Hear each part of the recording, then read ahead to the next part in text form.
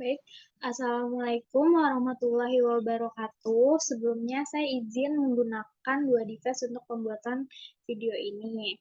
Jadi kami dari kelompok 4 kelas BK3A ingin mempresentasikan materi mengenai kas dan bank, giro BI, serta giro di bank lain untuk memenuhi tugas mata kuliah akuntansi bank dengan dosen pengajar Ibu Novitasari. Anggota kami beranggotakan 3 orang dengan saya sendiri, Agustin Noviansyah. Saya Saskia Rahma. Saya Kirana Audiara. Yang pertama itu ada kas. Jadi kas itu adalah mata uang kertas dan logam, baik dalam valuta rupiah maupun valuta asing yang masih berlaku sebagai alat pembayaran yang sah. Termasuk dalam kas adalah mata uang rupiah yang ditarik dari peredaran dan masih dalam masa tenggang untuk penukarannya kepada Bank Indonesia. Yang termasuk dalam contoh kas itu ada uang tunai, travel check, wesel pos, cek, uang perusahaan, dan kasir cek. Selanjutnya ada kas bank. Jadi kas bank itu adalah sisa rekening giro perusahaan yang bisa dipergunakan secara bebas untuk membiayai berbagai transaksi. Nah, kas bank adalah jumlah uang tunai yang disimpan di bank dalam bentuk rekening tabungan dan giro atau bilet giro yang dapat ditarik setiap saat. Selanjutnya ada penanaman uang kas. Jadi penanaman uang kas itu untuk tujuan operasional harus diperhitungkan atas dasar kebutuhan dana rata-rata uang tunai setiap harinya. Jadi oleh karena itu, bank itu harus bisa mengendalikan kasnya dan perlu adanya informasi mengenai posisi atau saldo kas. Jadi posisi saldo kas ini tuh bisa berubah. Perubahan posisi saldo kas di bank ini pada umumnya disebabkan oleh 3 hal. Yang pertama ada penyetoran dan penarikan tunai oleh nasabah. Yang kedua ada penyetoran atau penarikan dari rekening bank yang bersangkutan di Bank Indonesia. Dan yang terakhir ada penggunaan transaksi untuk intern bank. Lanjut, kas suatu bank itu tidak boleh bersaldo kredit sebab akan mengganggu likuiditas bank tersebut. Jadi khusus untuk rekening kas yaitu disebut remes. Jadi remes itu sendiri adalah pengiriman uang secara fisik dari suatu bank ke bank lain atau dari suatu cabang ke cabang yang lain. Selanjutnya ada akuntansi untuk remes. Untuk contoh transaksinya itu ada pada tanggal 10 Oktober 2022, Bank Abrakadabra Cabang Depok mengirimkan uang secara fisik sebesar 500 juta rupiah tunai kepada Bank Abrakadabra Cabang Jakarta disebabkan kebutuhan likuiditas di cabang tersebut. Maka pembukuan dalam jurnal Bank Abrakadabra Cabang Depok itu adalah di debit ada RAK cabang Jakarta sebesar 500 juta rupiah, di kreditnya terdapat kas sebesar 500 juta rupiah. Sedangkan untuk pembukuan dalam jurnal Bank Abrakadabra cabang Jakartanya setelah menerima uang secara fisik itu, di debitnya terdapat kas sebesar 500 juta rupiah dan di kredit terdapat RAK cabang Depok sebesar 500 juta rupiah. Selanjutnya ada rekonsiliasi bank. Jadi akuntansi kas bank ini tuh lebih dikenal dengan nama rekonsiliasi bank.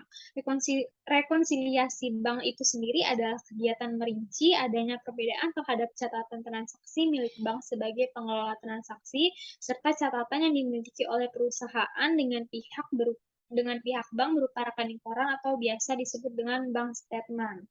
Nah, tujuan dari proses ini itu adalah untuk memastikan kesamaan dan perbedaan antara catatan keuangan yang ada di perusahaan dengan catatan keuangan yang ada di bank. Selanjutnya ada fungsi rekonsiliasi bank.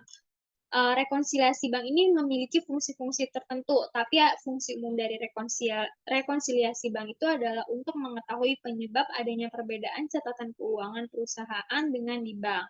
Untuk fungsi lengkapnya terdapat 4 fungsi. Yang pertama yaitu untuk mengetahui jumlah nominal selisih saldo antara perusahaan dan bank. Yang kedua untuk mengetahui penyebab terjadinya selisih antara uang di bank dengan catatan di perusahaan. Dan yang ketiga untuk mendeteksi kecurangan akuntansi. Yang keempat sebagai bahan pemeriksa kesalahan pencatatan yang dilakukan oleh pegawai keuangan perusahaan. Dan yang terakhir sebagai pengawasan terhadap pengelolaan kas. Selanjutnya ada penyebab terjadinya rekonsiliasi bank, Yang pertama yaitu pendapatan dan beban bank. Beban bank ini bisa berupa biaya administrasi, penulisan cek, pelayanan, maupun biaya lain yang termasuk dalam beban bank. Terus pendapatan bunga bank yang belum masuk dalam pencatatan perusahaan juga bagian dari beban bank. Dan yang kedua ada piutang wesel. Jadi piutang wesel itu adalah hutang klien dengan berdasar pada surat perjanjian juga jaminan sebagai pengikat selama periode pinjaman berlangsung. Nah, oleh karena ini pengiriman dana pinjaman melalui bank, maka transaksi ini juga bisa menjadi salah satu penyebab terjadinya rekonsiliasi bank. Yang ketiga ada kredit bank. Jadi rekonsiliasi bisa juga disebabkan dengan adanya kredit bank. Kredit yang dimaksud ini tuh dapat berupa deposito maupun penagihan dari pihak bank. Nah, transaksi ini tuh hanya bisa diidentifikasi ketika nasabah memperoleh rekening koran. Yang keempat ada kesalahan dalam pencatatan.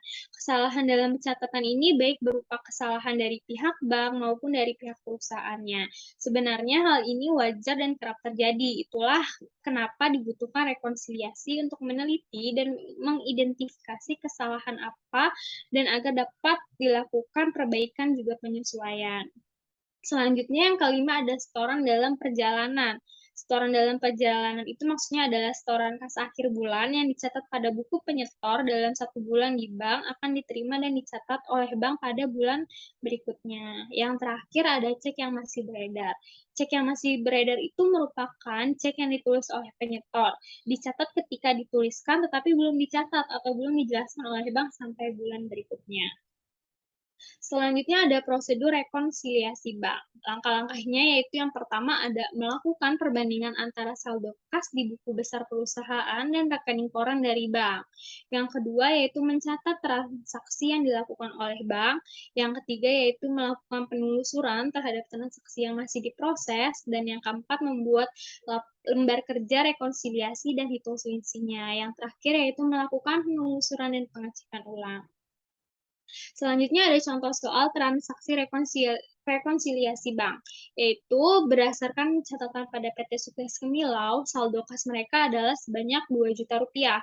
Sedangkan berdasarkan rekening koran Bank CBA, saldo kas dari PT Sukses Kemilau ini adalah sebesar 1.880.000. Sedangkan cek yang masih dalam peredaran hingga tanggal 30 Desember 2021 adalah sebagai berikut. Yang pertama cek dengan nomor 0612 sebesar 50.000, yang kedua ada cek dengan nomor 0712 senilai 100.000, dan yang terakhir ada cek dengan nomor 0912 senilai 300.000. Setoran sebanyak 600.000 rupiah ini tuh belum tercantum di dalam rekening koran Bank CBA. Jadi Bank CBA pun memberikan beban rekening giro perusahaan dengan memberlakukan biaya administrasi bank sebesar 15.000 rupiah, dan transaksi tersebut tuh baru diketahui pada tanggal 31 Desember 2021-nya. Nah, cek yang ditarik untuk PT Sukses Kemilau senilai 1.550.000 ini ternyata salah catat di bagian pembukaan perusahaan menjadi sebesar 1.505.000 rupiah. Lalu di tanggal 28 Desember 2021-nya itu diketahui ada seorang pelanggan yang meminta kembali cek yang sudah dibayar pada perusahaan pada tanggal 27 Desember 2021. Nah, cek senilai 100.000 rupiah ini termasuk sudah disetorkan pada pihak bank dan sudah dicatat pada tanggal 29 Desembernya yang diperlakukan seperti cek kosong. Lalu pihak Bank CBA ini sudah menagih piutang wesel perusahaan senilai 200.000 yang baru diketahui pada tanggal 31 Desember 2021. Rekening koran yang dikeluarkan Bank CBA menampilkan adanya pengurangan sebesar 900.000 rupiah untuk cek nomor 0412 yang semestinya adalah 80.000 rupiah. Nah, jadi berdasarkan transaksi di atas, PT Sukses Kemilau melakukan rekonsiliasi bank dengan bentuk modal sekonto adalah sebagai berikut. Di sebelah kiri itu ada kas menurut catatan perusahaan. Di situ tertera sebesar 2 juta rupiah. 2 juta rupiah itu masih salah pencatatan karena belum ditambah dengan penagihan piutang wesel sebesar 200.000 tadi, juga belum dikurangi dengan biaya administrasi bank sebesar 15.000, dan belum dikurangi cek kosong sebesar 100.000 dan masih terdapat kesalahan pencatatan sebesar 45.000. Jadi saldo akhir kas yang sebenarnya itu seharusnya adalah 2.040.000. Didapat dari mana 2.040.000? Jadi 2.040.000 itu didapat dari kas menurut catatan perusahaan sebesar 2 juta rupiah tadi ditambah dengan penagihan piutang wesel sebesar 200.000 lalu dikurangi dengan biaya administrasi, biaya cek kosong dan kesalahan pencatatan sejumlah 160.000. Nah, di sebelah kanannya ada kas menurut rekening koran bank sebesar 1.880.000. Itu juga masih salah pencatatan karena belum ditambah dengan setoran dalam perjalanan sebesar Rp600.000 dan masih terdapat kesalahan pencatatan sebesar Rp10.000. Juga belum dikurangi dengan cek yang beredar tadi, yaitu cek dengan nomor 0612 sebesar Rp50.000, dengan nomor 0712 sebesar Rp100.000, dan dengan nomor 0912 sebesar Rp300.000. Jadi saldo akhir kas yang sebenarnya itu seharusnya juga sama, yaitu Rp2.040.000 didapat dari kas menurut rekening koran bank sebesar Rp1.880.000 tadi ditambah dengan setoran dalam perjalanan dan kesalahan pencatatan sebesar Rp610.000 dan dikurangi dengan cek yang masih beredar tadi sebesar Rp450.000.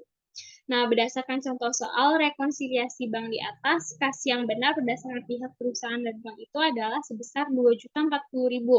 Nah, lalu setelahnya bisa diketahui saldo akhir secara benar. Maka yang harus dilakukan oleh perusahaan adalah dengan membuat ayat jurnal penyesuaian dengan berdasarkan perhitungan di atas. Nah, di sini ada ayat jurnal penyesuaian dari Bank PT Sukses Gembala untuk menyesuaikan kesalahan pencatatan dari transaksi sebelumnya. Ini jurnal per 31 Desember 2019. Jadi di tanggal 31 Desember 2019 itu yang pertama ada biaya administrasi bank di debit sebesar 15.000 dan terdapat kas di kredit sebesar 15.000.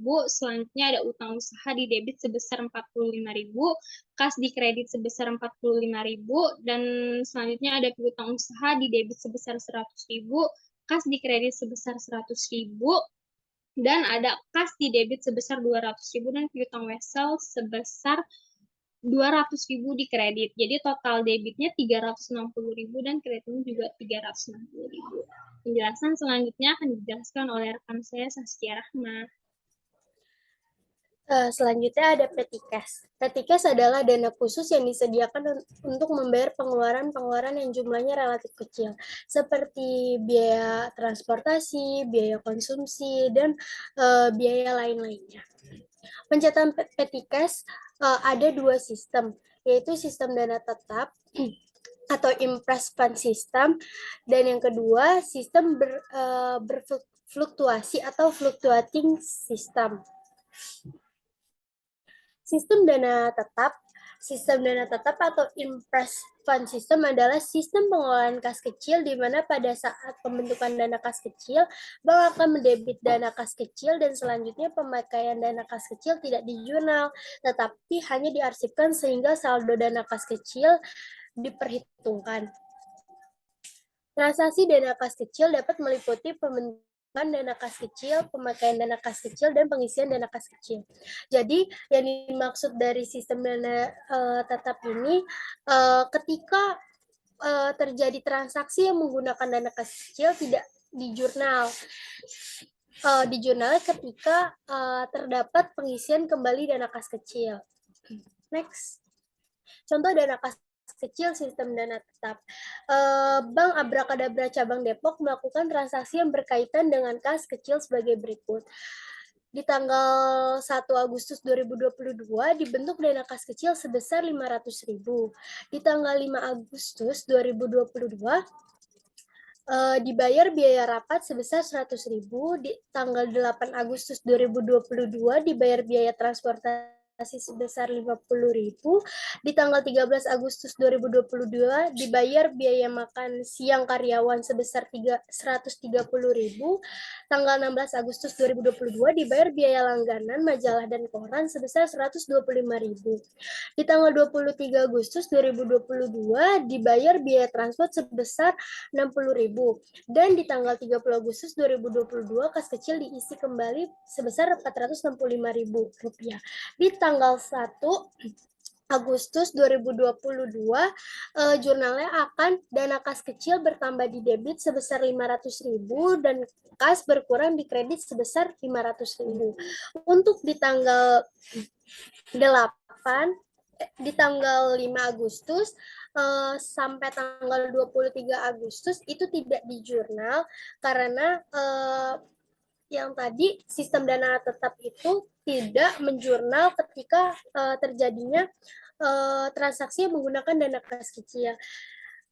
Pencatatan untuk di tanggal 30 Agustus 2022, jurnalnya akan biaya rapat bertambah di debit sebesar 100.000 itu berasal dari transaksi tanggal 5 Agustus 2022 dan biaya transport bertambah di debit sebesar 50.000 itu berasal dari transaksi tanggal 8 Agustus 2022 dan biaya makan siang karyawan bertambah di debit sebesar 130.000 itu berasal dari tanggal 13 Agustus 2022, biaya langganan majalah dan koran bertambah di debit sebesar 125.000 itu berasal dari tanggal 16 Agustus 2022 dan biaya transport bertambah di debit sebesar 60.000 itu berasal dari transaksi tanggal 23 Agustus 2022 dan kas berkurang di kredit sebesar 465.000.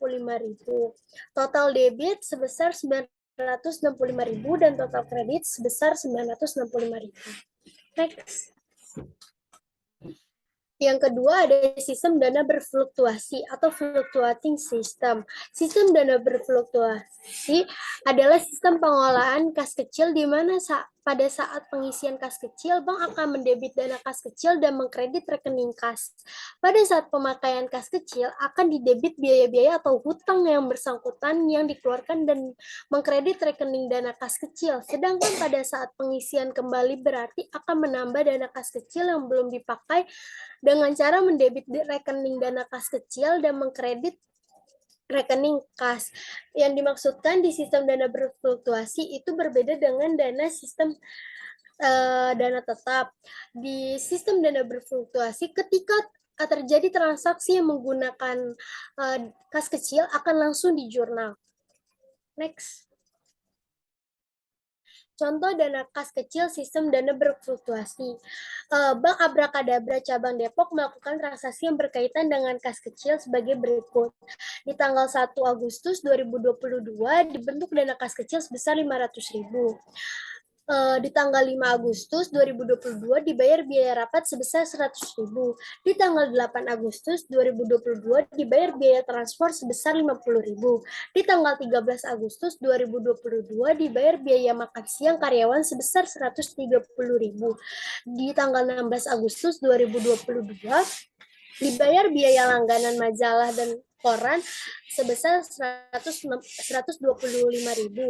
23 Agustus 2022 dibayar biaya transport sebesar 60.000 dan di tanggal 30 Agustus 2022 kas kecil diisi kembali sebesar 465.000 rupiah.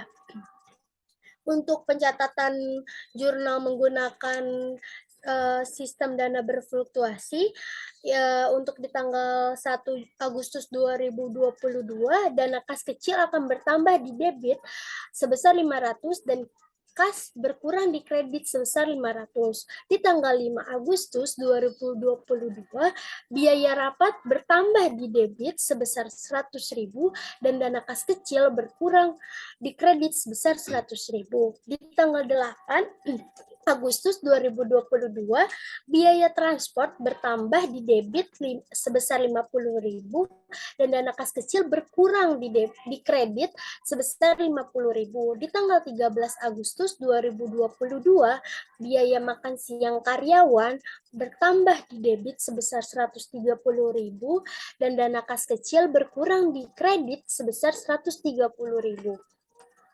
Di tanggal 16 Agustus 2022, biaya langganan majalah dan koran bertambah di debit sebesar 125.000 dan dana kas kecil berkurang di kredit sebesar 125.000. Di tanggal 23 Agustus 2022, biaya transport bertambah di debit sebesar 60.000 dan dana kas kecil berkurang di kredit sebesar 60.000. Di tanggal 30 terjadi pengisian dana kas kecil, maka jurnalnya dana kas kecil bertambah di debit sebesar 465.000 dan kas berkurang di kredit sebesar 465.000. Maka jumlah debit sebesar 965.000 dan jumlah kredit sebesar 965.000. Selanjutnya ada penanaman alat liquid. Penempatan alat liquid dalam bentuk tunai maupun penempatan pada beberapa bank harus dilakukan dengan memperhitungkan kebutuhan minimum dan syarat minimum yang harus dipelihara oleh suatu bank. Tujuan dari pemelihara minimum alat liquid ini adalah selain untuk memelihara likuiditas, juga untuk menghindari terjadinya over atau under liquid. Memanfaatkan kelebihan dana untuk dapat disalurkan kepada aktiva yang dapat menciptakan pendapatan. Akuntansi penanaman pada bank lain meliputi saat penanaman, saat penerimaan atau perhitungan bunga, dan saat pencairan. Next. Jadi ada contoh untuk penanaman alat liquid. Bank Abrakadabra Cabang Jakarta membeli deposito berjangka Bank ABC sebesar 200 juta suku bunga 24% per tahun. Jangka waktunya 3 bulan. Di samping itu, Bank Abrakadabra Cabang Jakarta menempatkan sebagian dananya pada Bank XYZ Cabang Jakarta untuk call money sebesar 400 juta dengan suku bunga 30% per tahun. Dana dapat ditarik sewaktu-waktu. Bank Abrakadabra juga menempatkan uangnya pada Bank RST Cabang Jakarta dalam bentuk deposit on call sebesar 450 juta, suku bunga 26% per tahun, jangka waktu 2 bulan. Pembayaran kepada lembaga keuangan tersebut dilakukan di atas beban rekening giro Bank Abrakadabra Cabang Jakarta pada Bank Indonesia. Pencatatan di Bank Abrakadabra sebagai berikut. Bank lain-lain deposito berjangka rekening Bank ABC Cabang Jakarta bertambah di debit sebesar 200 juta. Bank lain-lain calls money rekening Bank XYZ Cabang Jakarta bertambah di debit sebesar 400 juta. Bank lain deposit on call rekening Bank RST Cabang Jakarta bertambah di debit sebesar 450 juta. Dan Bank Indonesia Giro berkurang di kredit sebesar 1.050.000 rupiah. Next. Penerimaan bunga secara berkala pada akhir bulan pertama diterima oleh Bank Abrakadabra dan langsung dibukukan pada rekening giro Bank Abrakadabra Cabang Jakarta di masing-masing bank tersebut. Ini untuk jurnal penerimaan bunga yang diterima oleh Bank Abrakadabra Cabang Jakarta. Bank lain giro rekening Bank ABC bertambah di debit sebesar 4 juta. 4 juta itu berasal dari 200 juta dikali 24% dibagi 12 bulan. Selanjutnya, bank lain giro rekening Bank XYZ bertambah di debit sebesar 10 juta, itu 10 juta berasal dari 400 juta dikali 30% dibagi 12 bulan. Selanjutnya, bank lain giro rekening Bank RST sebesar bertambah di debit sebesar 9.750. 9.750 itu berasal dari 450 juta dikali 26% dibagi 12 bulan. Di kreditnya, pendapatan bunga penempatan deposito berjangka bertambah di kredit sebesar 4 juta. Pendapatan bunga penempatan call money bertambah di kredit sebesar 10 juta. Dan yang terakhir, pendapatan bunga penempatan deposit on call bertambah di kredit sebesar 9.750. Next. Selanjutnya ada Giro Bank Indonesia. Next. Giro Bank Indonesia merupakan rekening giro milik bank komersial dalam valuta asing maupun valuta rupiah di Bank Indonesia. Dengan Giro BI, bank data membiayai transaksi antar cabang maupun antar bank melalui penyelesaian clearing dan transfer. Di samping itu dapat digunakan untuk membayar penarikan deposit yang relatif besar dan pemberian kredit. Transaksi Giro BI lebih banyak berkaitan dengan transaksi clearing atau nota debit atau nota kredit, pemindah bukuan, pengambilan, dan penyetoran uang tunai ke Bank Indonesia oleh bank komersial. Selanjutnya, penjelasan akan dijelaskan oleh rekan saya, yaitu Kirana Audia Rahman. Ya, selanjutnya ada contoh transaksi untuk giro pada Bank Indonesia. Pada tanggal 2 Agustus 2022, Bank Abrakadabra Depok mengambil dana di BI sebesar 1,5 miliar. Tanggal 7 Agustus 2022, Bank Abrakadabra Depok menyetor tunai untuk giro di Bank Indonesia sebesar 500 juta. Tanggal 9 Agustus 2022, Bank Abrakadabra Depok menerima tagihan dari Bank Arta Jakarta sebesar 250 juta untuk beban Tuan Yuniar. Dan di tanggal 16 Agustus 2022, Bank Abrakadabra menyerahkan warkat clearing ke BI sebesar 200 juta untuk keuntungan giro Tuan Doni. Next. Nah, untuk pencatatan jurnalnya, pada tanggal 2 Agustus 2022, kas bertambah di debit sebesar 1,5 miliar dan giro BI berkurang di kredit sebesar 1,5 miliar. Pencatatan untuk tanggal 7 Agustus 2022, giro BI bertambah di debit sebesar 500 juta dan kas di kredit sebesar 500 juta. Untuk tanggal 9 Agustus 2022, giro Tuan Yuniar di debit 250 juta dan giro BI berkurang di kredit sebesar 250 juta. Untuk tanggal 16 Agustus 2022, giro BI bertambah di debit sebesar 200 juta dan giro Tuan Doni di kredit sebesar 200 juta. Yang kedua, yang selanjutnya ada giro wajib minimum. Giro wajib minimum ini adalah dana atau simpanan minimum yang harus dipelihara oleh bank dalam bentuk saldo rekening giro yang ditempatkan di Bank Indonesia. Besaran giro wajib minimum ini ditetapkan oleh Bank Sentral berdasarkan presentasi dana pihak ketiga yang dihimpun perbankan. Nah, posisi kas dan giro BI ini harus dilaporkan ke BI setiap akhir pekan yang ditunjukkan dengan rasio giro wajib minimum. Untuk menentukan reserve requirement sebenarnya ada dua cara, yaitu Lodge Reserve Requirement atau LRR dan yang kedua Contemporaneous Reserve Requirement atau CRR.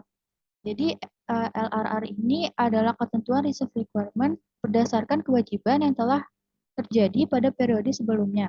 Sedangkan CRR ini adalah ketentuan reserve requirement yang dihitung berdasarkan keadaan kewajiban sesaat pada periode waktu yang sama. Ketentuan reserve requirement atau giro wajib minimum di Indonesia menganut LRR. Rasio GWM untuk valuta rupiah itu minimum 5% dan untuk valuta asing itu minimum 3%. Selanjutnya, formula untuk menentukannya itu giro wajib minimum sama dengan rata-rata harian jumlah alat likuid dalam satu masa laporan dibagi dengan rata-rata harian jumlah dana pihak ketiga dalam satu masa pelaporan pada dua masa pelaporan sebelumnya. Selanjutnya ada jenis giro wajib minimum. Di Indonesia menerapkan 3 jenis kebijakan giro wajib minimum sebagai instrumen kebijakan moneter. Berikut ini adalah 3 jenis kebijakan giro wajib minimum. Yang pertama itu ada giro wajib minimum primer.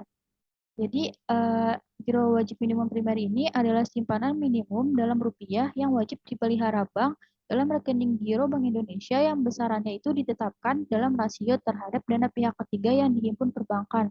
Yang kedua, ada giro wajib minimum sekunder.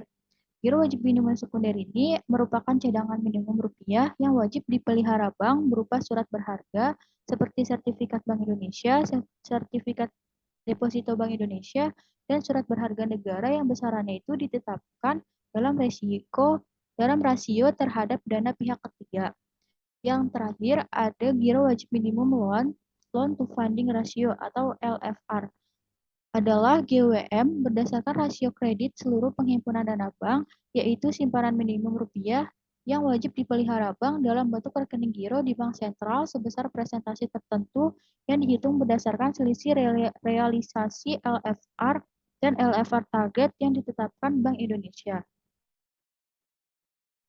Selanjutnya ada komponen giro wajib minimum rupiah.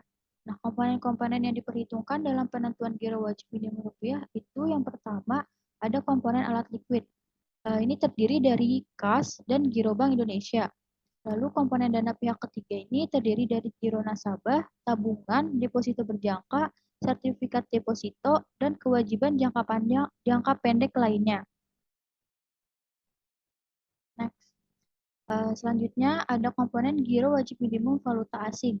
Nah, komponen-komponen yang diperhitungkan dalam penentuan giro wajib minimum valuta asing adalah yang pertama itu ada komponen alat likuid.